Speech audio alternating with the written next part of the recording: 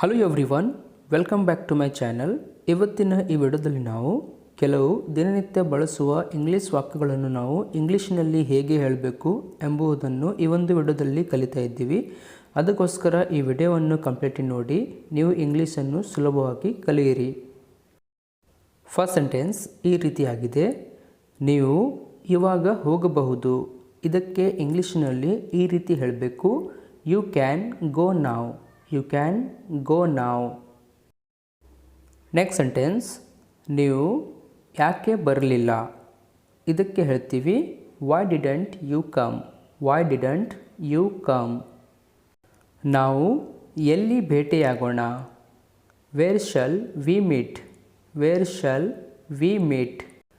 ನನ್ನನ್ನು ತಪ್ಪಾಗಿ ತಿಳಿಯಬೇಡ. ಈ ವಾಕ್ಯಗೆ ಇಂಗ್ಲೀಷ್ನಲ್ಲಿ ಹೇಳಬೇಕು: don't get me wrong. Don't get me wrong. ನೀನು ನನ್ನನ್ನು ಕರೆ ಮಾಡಬೇಕು. ಸಾಮಾನ್ಯವಾಗಿ ಹೇಳ್ತೀವಿ ನೀನು ನನಗೆ ಕಾಲ್ ಮಾಡಬೇಕು ಅಂತ. ಇದಕ್ಕೆ ಇಂಗ್ಲೀಷ್ನಲ್ಲಿ ಹೇಳ್ತೀವಿ: you should call me. You should call me. ಜೋರಾಗಿ ಮಾತನಾಡಬೇಡ. Don't speak loudly. Don't speak loudly. ಅವರು ನಮ್ಮ ಜೊತೆ ಬರುತ್ತಾರೆ. They come with us. They come with us. Next sentence: ನಾವು ಹಾಲನ್ನು ಕುಡಿಯುತ್ತಿದ್ದೇವೆ. We are drinking milk. We are drinking milk.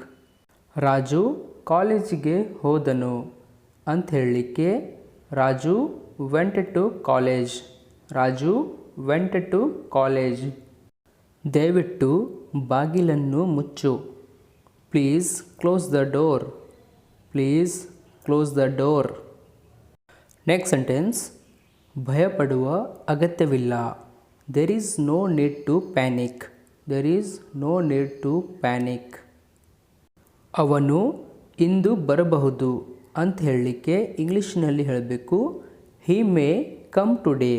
He may come today. ನೀವು ಅಲ್ಲಿಗೆ ಹೋಗಲೇಬೇಕು.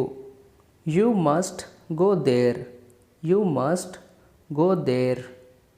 ನೀನು ಈಗ ಹೊರಡಬೇಕು. You should leave now. You should leave now. ಅವಳು ಯಾರನ್ನು ಭೇಟಿಯಾದಳು. whom did she meet. whom did she meet. Next one: ನಾನು ನಿನ್ನನ್ನು ಕೇಳುತ್ತಿದ್ದೇನೆ. I am asking you. I am asking you. ನಾನು ಇಂಗ್ಲೀಷ್ ಮಾತನಾಡಬೇಕು. I should speak English. I should speak English. ಕ್ಷಮಿಸಿ, ನನಗೆ ಗೊತ್ತಿಲ್ಲ. Sorry, I don't know. Sorry, I don't no.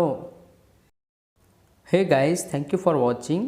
ಈ ವಿಡಿಯೋನಿಂದ ನಿಮಗೆ ಹೆಲ್ಪ್ ಆಗಿದ್ದರೆ ನಿಮ್ಮ ಫ್ಯಾಮಿಲಿ ಫ್ರೆಂಡ್ಸ್ ಜೊತೆ ಈ ವಿಡಿಯೋವನ್ನು ಹೆಚ್ಚು ಶೇರ್ ಮಾಡಿ, ಲೈಕ್ ಮಾಡಿ, ಹಾಗೂ ಚಾನಲ್ ಮೇಲೆ ಹೊಸವರಾಗಿದ್ದರೆ ತಪ್ಪದೇ ಸಬ್ಸ್ಕ್ರೈಬ್ ಆಗಿ ಬೆಲ್ ಐಕಾನನ್ನು ಆನ್ ಮಾಡಿಕೊಳ್ಳಿ. ಇದೇ ಥರದ ವಿಡಿಯೋ ಈ ಚಾನಲ್ ಮೇಲೆ ಸಿಗ್ತಾ ಇರುತ್ತದೆ. Thank you.